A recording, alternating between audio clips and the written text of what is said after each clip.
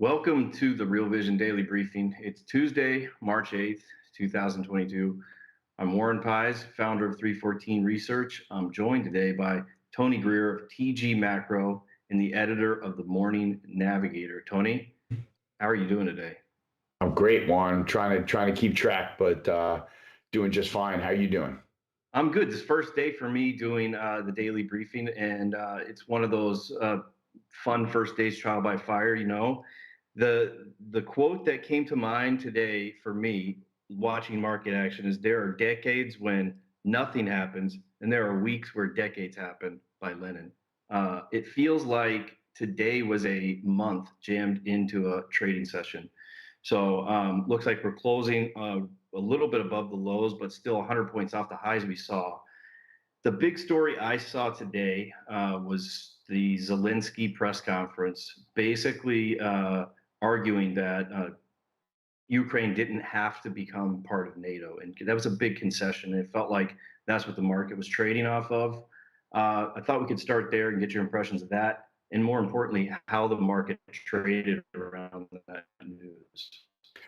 Yeah, well, I'll tell you, Warren, it's a good question. It seems like the Ukraine story, that Ukraine headline was relevant in that it probably, I don't know, maybe it kind of neutralized the situation just a little bit, and it was a move back toward. I mean, I feel like it could have been a step off of volatility, and it didn't really pan out that way. I don't think. I'm trying to just look at the markets, and the markets are still very much in shock today from having been recently shoved into the next dimension in terms of price and magnitude. We're seeing things happen we're seeing consecutive multi-sigma breakaway rallies to new highs, right? Across jet fuel, heating oil. We've got gold breaking out now. Nickel is gone. They put the LME gone fishing sign up because they had halt LME trading. And so, this is where the Bloomberg commodities sector has begun trading like a meme stock. And I don't know if people understand how serious this is and how long this could go on, because the duration to me seems permanent, like we're breaking through to a new paradigm at some level, trying to handle all of these commodities simultaneously, going berserk, because that's something that I haven't seen before. Yeah, I mean, I would totally agree with you about the new paradigm. I think the canary in the coal mine today was oil. And so, even though we had this announcement and there was a bit of a risk off or risk on bid and maybe some short covering, honestly, when we got that announcement, but oil still didn't give back the gains that we've seen. And so I think that that's two things. Number one, an announcement is not, it's a good step, but it doesn't get us towards a resolution of the conflict that's been driving markets here. And I think more importantly, we've jumped off a cliff with the sanctions and the moves we've made globally that we can't go back. We can't go back to just 2 weeks ago. That was a dividing line for history, and I think that's what the price of oil was telling us. And so maybe that's a good place for us to dig in. And it's first time for me over here talking to you. So what is your view just from the intraday on oil, and then maybe broaden it out? What are you seeing in the crude oil markets? Let's do that exactly, Warren, because the dynamic that I've been jumping on as a price performance and price action junkie is that, a lot of the time the intraday rotation now, and this year especially, the intraday rotation matches the weekly rotation, matches the monthly rotation, matches the performance on the year. And so to sort of just unpack that a little bit, today we've got a rally that's a counter trend. We had a few sectors in counter trend rally mode, and those have been the junk that's down the biggest on the year: solar, airlines, and retail.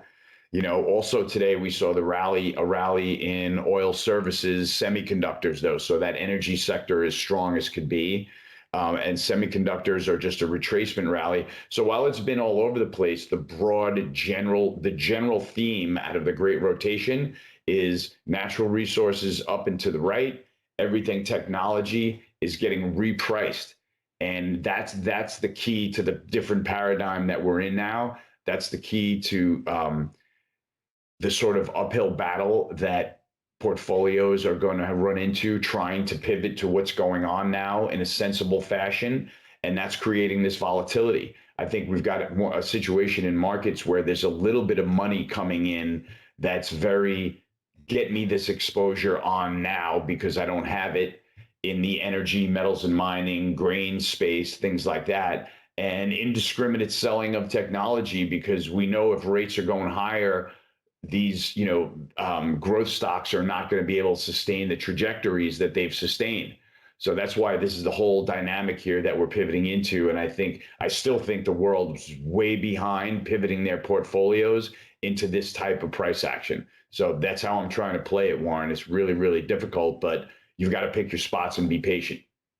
Yeah, I mean it's funny because you and I didn't get a chance to talk really before this, so I didn't know how you were going to come at it. But we've been saying the same thing at 314 is basically energy sector is less than 4% of S&P market cap, and so you get this rotation from all these sectors that make up a huge percentage of market cap that needs to get into the energy space. That's a lot of bodies trying to fit through a small doorway, and that's and there are not that many stocks. There's not that many spaces on the chessboard that you can go to really. So that's why you're seeing everything from oil field services to the integrated. I mean, Chevron was up 6% today. It's a rush to get exposure, and it doesn't surprise me. The thing we were showing even before the Russia-Ukraine crisis, the thing we were pointing towards for our clients was that the energy sector had a negative correlation to every single other sector in the market. So from year to date, the energy sector has gained more than 40% or about 40% at this point. Every other sector is negative. These are unprecedented times for energy, and it really, if you think about it, energy equity exposure is hedging many of the tail risks, most of the tail risks that you see out here in the market. So yeah, I see exactly what you're saying. I think you can you can definitely see it happening in the flows, in the data, in the correlation matrix too. Well, the flows are what's key because the flows in periods of with the VIX at 34, there are portfolio manager tire tracks all over the tape.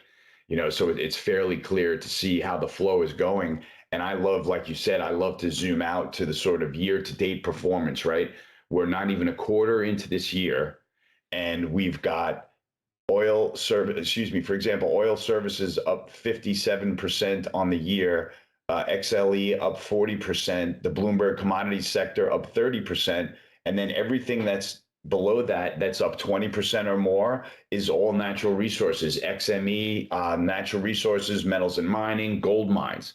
And you look at the bottom of the performance on the year, and everything that's off more than 20% is a sector of technology, a home builder, or cannabis.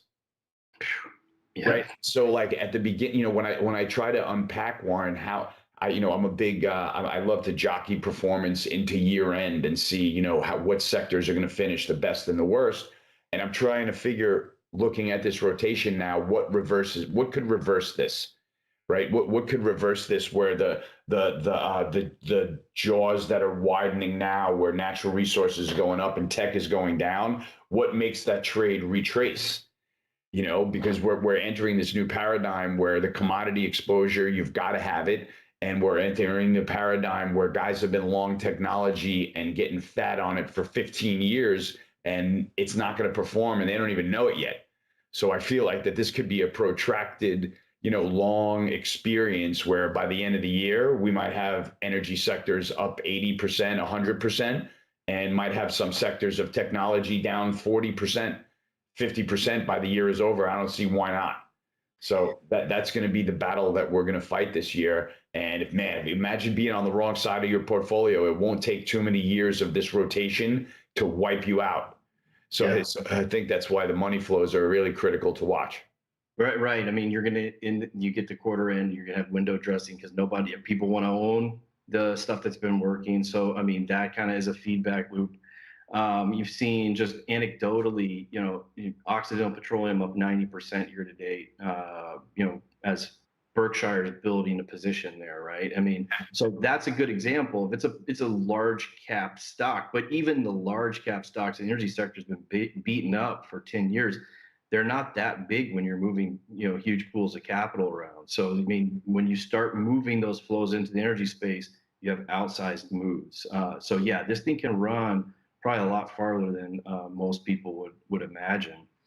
I Um, like I like that observation, Warren, just for a second, into where we've got a high profile, a huge magnitude move into, like you said, a stock that was just left for dead, really, right? For the last several years, just underperforming, comes out. Warren Buffett is now rotating into Oxy, right? We're going to have all the minions following him into Oxy and into all the corollary names that they're going to get long, so that they're not in the same name as Warren and they're diversified. And yesterday, Tom Thornton points out on a great George Noble Spaces, he was like, "Big Cap got shot today," and I went down the bottom of my loser board, and I was like, "Oh my god!" The list of individual large cap names, what everything between a 2 and 3 sigma spill on the day. You know what I mean? Names like Starbucks, American Express, Cummins Engine, McDonald's, you know what I mean? Just like all these huge cap consumer stocks that literally all had massive, just everybody out. And that's probably the smart money starting to get out of those names and get into, like you just pointed out, a lot of the energy and following that. So that's why I still feel like it's early, despite the fact that we're so stretched. Energy is stretched to the upside, sure. Tech is stretched to the downside, sure. There'll be retracement rallies there, but this is the flow that's going to keep feeding its way into the markets. And I don't see what changes that unless there's peace between Russia, Ukraine headline. There's a serious tightening headline out of the Federal Reserve, which we haven't seen much at all of yet. Just a lot of saber rattling about a 50 basis point hike and some balance sheet reduction, but we haven't had a negative month of balance sheet performance where we take actually securities off the balance sheet. Every month it's been higher and higher, even during that jawboning. So there's been no attempt to, sort of monetarily tame this beast that's flying out of the bottle now. And I'm concerned that it's going to fly so far out that it's going to change things permanently around the world. And I feel like that's what's going on right now. I would agree with you. I had an interview with Maggie Lake on Real Vision last week. Came out yesterday. I kind of already felt like it was getting stale just from like a few days in this type of crazy environment. But we walked through our numbers for what's going to happen with the oil market going forward. And basically, if we're at a 1.5 to 2 million barrel a day deficit pre all the Russia Ukraine conflict, just even with the most favorable assumptions, we're going to end up with about a 4 million barrel per day deficit that we're going to have to close as a market. And that's, we're talking about a market that's typically between like 500,000 to 1 million barrels a day in between supply and demand. That's, so you can get demand destruction of a 250,000 barrel a day just from price. But the amount of demand destruction, and these are with favorable assumptions that we're making, the amount of demand destruction that's going to need to happen in order to close that gap is really the only precedent we have is COVID, when we did full on lockdowns, where we saw that kind of demand fall off. So I'm not saying that that's where we're going necessarily, but you have to try and put it in perspective that that's the amount of demand we have to kill in order to balance the market in that scenario. And that includes maybe SPR releases and other things. But when I think of that, when I step back, and that's the picture we're dealing with, which is a huge deficit, even under the most favorable assumptions, China taking more Russian oil, Iranian oil coming back to market, Saudi Arabia increasing production, UAE increasing production, shale increasing production. We're still at a 4 million barrel deficit. We have, higher prices even in the face of a slowdown, because we could slow down for a while and still have that gap, which that sounds like stagflation to me. And I haven't been this stagflationary person over these years. I've been very patient and data driven in how we at 314 see the inflation narrative unfolding. But it's hard to escape when you start doing the numbers, the very basic numbers for these commodities, major commodities to prices globally. Stagflation seems to be the outcome, because even as we kill demand, we're going to have higher prices. So this energy stocks, anything that hedges that outcome, which seems probable to me at this point in time is a good place for your portfolio. Yeah, the light bulb, Warren, just went off for me. I hadn't been a believer in either stagflation yet or in the gold rally yet. And this week has done a lot to change that. The last week and a half actually has done a lot to change that, because I feel like, as you know, like we were talking about, commodities are busting through to a new paradigm now. And with everything going up at once, I agree with you, man. Stagflation seems imminent. And because there's going to be, there's going to be destructive pricing in the energy space that's going to, destroy some level of demand this summer. Um, I think the read through that's important is, Saudi Arabia doesn't have the excess capacity that they've always had, nor do they seem entirely likely to put the brakes on this rally at any point, nor have they. Right? Look at the last turn of events that's jump out in my mind is, number one, Biden pivoting to say, oh, you know what, we're going to go ask Saudi Arabia potentially for some oil from them for output. And the next headline that I saw was Saudi Arabia raises prices to an all-time high record for all Asian clients, right? So essentially just pushing the market away from, the US energy consumer that's looking to cover this deficit. And so that makes me even more bullish. And when I see, I finally got my head screwed on right in gold, by realizing that gold is rallying due to the stagflation that we're pricing in, that you and I see, and maybe also due to civil unrest that I think is going to be hitting the screens at some point. I don't know, in the next 2 to 3 or 4 quarters, because we've pushed the price of grains away from a large swath of the impoverished population, and that's where we start leading toward that Doomberg, starvation diet type of theme, where, prices have just moved too far away from the poor in our country to feed them. So we're going to have that kind of crisis, and gold does well in that scenario. So the light bulb went on that maybe this gold move wasn't just a knee jerk to a short-term Russia-Ukraine conflict, rather a more secular move breaking out of the range, because the market is now acknowledging stagflation, potential civil unrest, and this new paradigm with all higher commodity prices. So that's the gold has been the thing that I've gotten wrong, that I've had to come around to. But now that I think I understand it, I feel like there's plenty of time to get on board on those trades. I still think it's early innings of that branch of natural resources appreciating versus, say, the broader S&P or something like that. Yeah, I mean, we've been so our models have been bullish gold for a few months now. I've basically been in the wait and see type of camp, because we had this 1680 to 1950 range in gold that we've carved out for about a year and a half now. And I mean, obviously, if you've watched charts, you know that when you have these long consolidations, whichever direction you end up breaking through, you usually get a pretty big move there. And to me, what we hypothesized coming into the year was that 2018 was an analog for 2022. And in 2018, we saw, Fed tightening.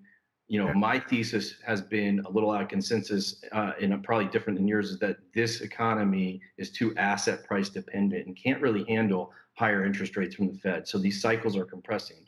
I feel like in 2018, everything was down, but gold did start to rally in the middle of the year. And then it was at 1200 and it started its rise. It's 2 or 3 year rise up to like 2000 to an all-time high.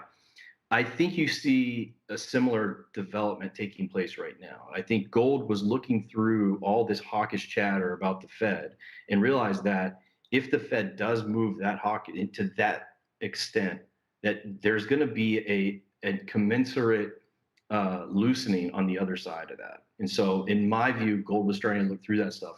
Now you throw all this instability. We said when we made our big piece on gold, that gold is basically a reflection of political and policy uncertainty. And I think you've thrown the most uncertain backdrop now into that mix on top of what we saw coming already. I think you have to have gold exposure in this market.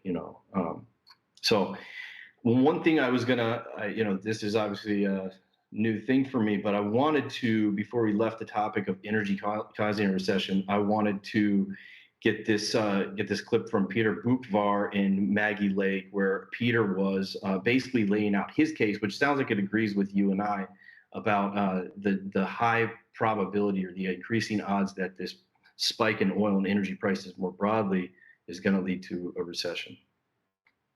What are your views on the impact on consumer confidence in Europe and the drop of disposable income due to the higher energy inflation in Europe? Can this tip an already slowing economy into a global recession? We talked about stagflation before, but how much worse did this get? And the energy prints have just been unbelievable coming in just a week.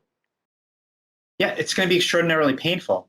Not necessarily as painful on the crude side as 2008, but look at natural gas is going to be extraordinarily painful, both in terms of heating one's home, but also powering the electricity grid and in industrial production there. So I do expect a recession around the world. Generally speaking, I mean, there'll be parts, of course, that will get through this, but Europe is going to be hurt the most. And I mean, going into this, look at U.S. consumer confidence that was at a 10-year low, or more than a 10-year low, going into this further spike in commodity prices. So inflation hurts. It's a major tax.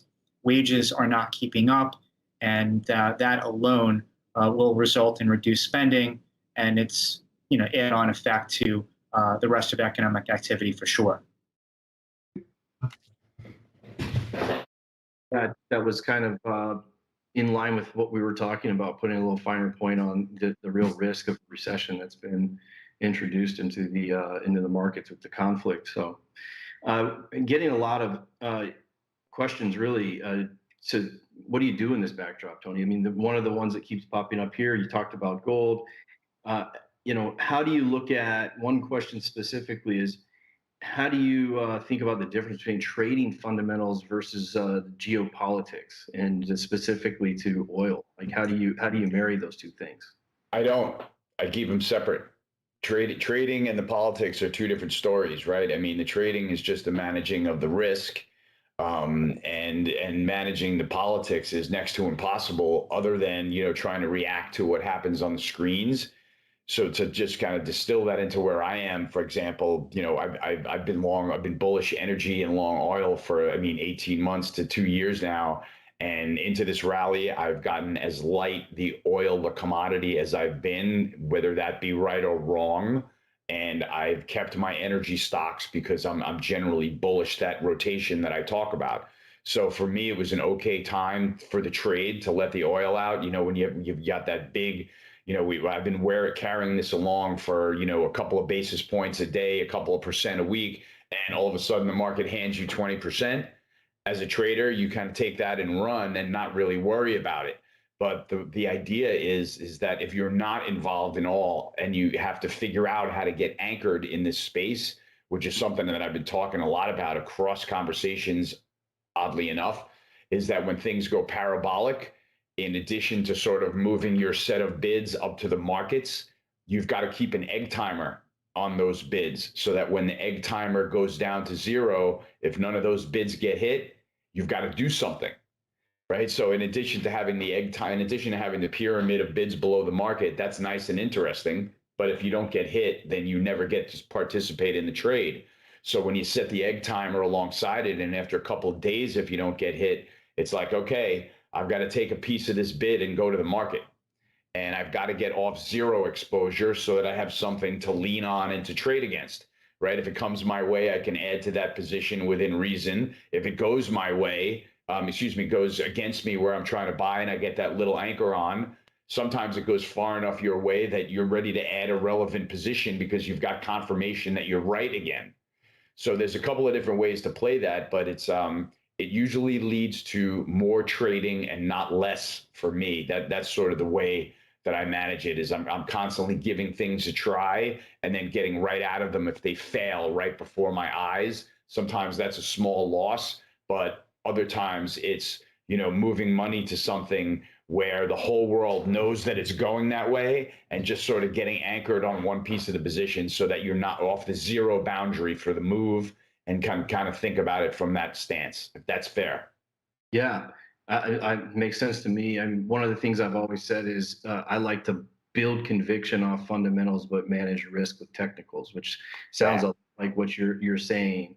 And then when you get into this kind of backdrop where volatility increases and uncertainty increases, I think it's really important to have a target weight for whatever you're doing and rebalance aggressively. So, these positions can run away from you. It's like a lot of the questions I get right now. It's really like, what do you do with this energy position that's just exploding relative to these other sectors? Well, if you're managing a balanced portfolio or have some kind of a target, you need to aggressively rebalance, get yourself back to weight, so you're never overexposed more than you want to be to that space. So those are my 2 cents on it. I The love other it. Get question. back to regular weight and reallocate, right? Like that's kind of the idea. Yeah, because if you're doing that right, you're buying weakness and you're selling strength within the context of your targeted position. You know, I uh, like it. the one question that I know is kind of read me to you just from the pre-call we had is, it really about President Biden, and does he have the authority to halt all U.S. oil exports, and does that present any tail risk to the energy trade? I know you had a press conference today that caught your eye. Any comments there about the question specifically, or the press conference today? I think the thing to focus on is, it's pretty clear that they are doing sort of in the face of adversity. This trade is getting jammed on the tape. I think that's unfortunately the message that you get from Biden and the White House press secretary. With my utmost attempts not to be political about this, we're dealing with people that are talking to open-minded, bright-eyed traders, saying that the reason energy is rallying is because of the Russia-Ukraine story. And we've been covering the energy rally that started with the Biden administration and their war on fossil fuels. So it's really to see this move exacerbate on the screen, where we had oil go from 40 to 130 while they're in office, and them telling us, we're still going toward this ESG movement. We're going toward, carbon neutral. Pete Buttigieg came out and said, high gas prices are a bitch, but you can always go buy an electric vehicle, right? Even though he's not even alluding to the fact that they probably just doubled the price of electricity with, the war on fossil fuels. So they're being extremely disingenuous. And that just leads you to believe as a trader, like, oh, the ESG fail trades, conviction just went to the moon on those today. Uranium, buy the uranium, because these guys are going to run us right off of a cliff, to the point that we're going to have to find alternative energy solutions, because they're not going to let U.S. oil come out of the ground. So if that to me is the tell that we unfortunately have to take away from that press conference and sort of adjust accordingly. Like, the message, I think, is they're not going to let $7 gas scare them away from the electric vehicle pivot, right? We're going to go ahead and buy all that metal from China to build the batteries, to build, the electronic infrastructure, to build the cars. We're going to go get that metal right from Beijing at record prices, and we're just going to take our medicine. And that's really that's kind of it's scary for as an American to see that, but that's what we're going to have to make our moves against in this market. So I think people need to pay close attention to that. Yeah, and as far as exporting oil goes, I think we were banning exports. Exports were banned for most of modern history here in the United States. It didn't change anything. When shale production came online, it just created a huge discount for American crude versus Brent crude oil. But ultimately, unless you also ban refined products and all these other, because you don't put oil in your car, you put gasoline and diesel fuel into your vehicle. So ultimately, if you don't ban refined products, then those products are going to trade off of the global benchmark, which is Brent. And so Brent's going to be out there setting the price for the things we consume. So exporting oil, I mean, I'm really shocked. I know that desperate times create desperate people here, but like I'm really shocked at some of the suggestions that are coming out. Some of the this is not a solution. Banning exports, we're seen to be rapidly moving away from globalization. I mean, there's headlines every hour about Russia's not going to export this, or we're not going to import that. I mean, we didn't even talk about today banning Russian oil imports, UK banning Russian oil imports. These things aren't solutions. These are desperate moves that are really more indicative of the true stress that we're undergoing here. I agree. Yeah, the party line is continuing. The gentleman that runs the UN just came out the other day with gasoline exploding and said, this is the head of UN, is like, fossil fuels, it's clear those are dead. We got to move towards electric vehicles. We got to be better to the planet, the whole thing.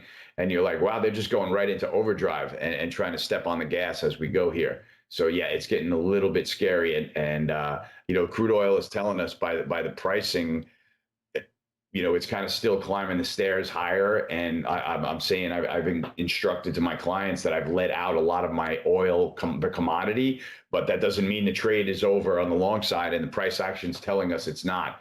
And as long as there are a couple of other commodities in the complex firing off to new highs, that's just going to get people, more attached to the energy and commodity trade in whatever way they can. So it's going to get that flywheel of positive price action going. I really believe that. Yeah, I 100% agree with you that this is there's no easy way out for us right now. Is the way we're going, and the actions that have already been taken. Once again, to reiterate, in my view, it's changed the course of energy policy. And in my honest opinion, I know this is a daily briefing, but I'm going to make it like the secular briefing for a minute and just say, I think that we're going to look back on these days, these very days, in a few years and realize that something changed right here, right now. And the pendulum that swung away from the divestment of fossil fuels and away from traditional hydrocarbons, it's swinging back that way. Energy security is going to be valued more coming out of this. So all those stocks, for the reasons we said at the beginning of this, they're going to re-rate higher. Mid-cycle valuations get at least a 20% boost from this, in my opinion.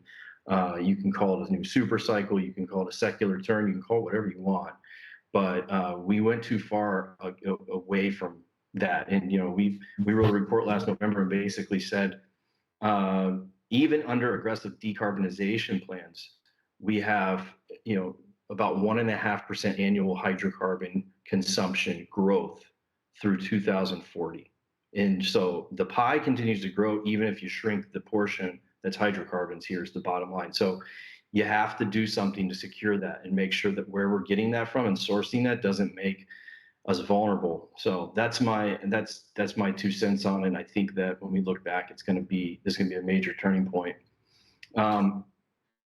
I know this is getting close to like the end of where we stop, right? I mean, this is about That's okay. Yeah, if there's a question, we can feel that. Otherwise, we can try to figure out how to wrap it up.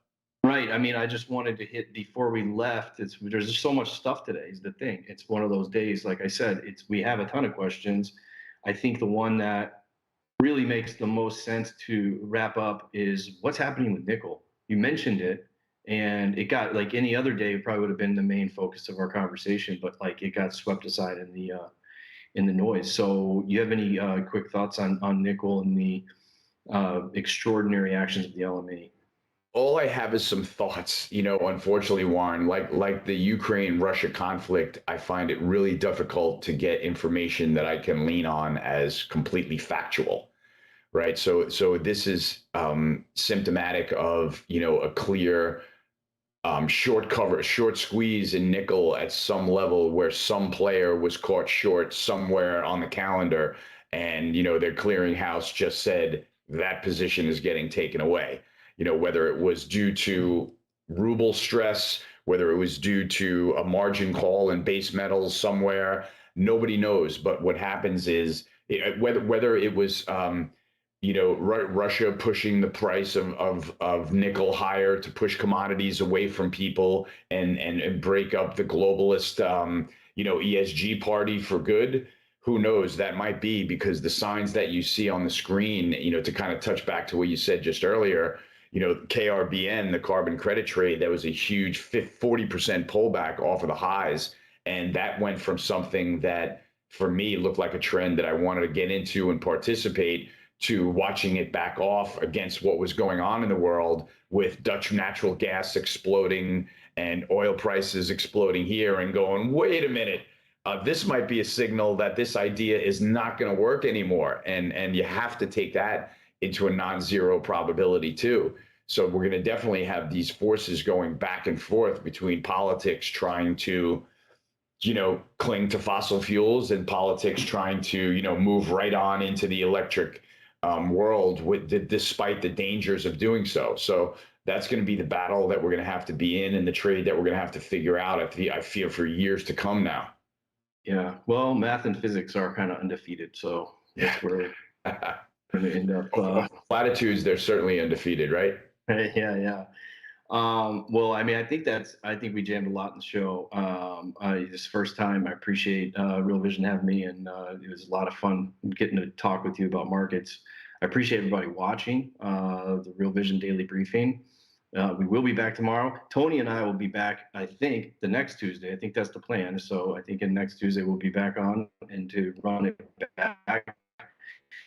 Tomorrow, Darius Dale and Jared Dillian will be here. And then later in the week, Raul Paul will be on, I think, on Friday, and you won't want to miss that. So make sure you tune in every day. Good stuff coming from the Daily Briefing. So once again, thank you, Tony. I'm Warren Pies with 314 Research. Have a good one. Great first episode, Warren. Well done, brother. Thank you. Yeah, I mean, my internet.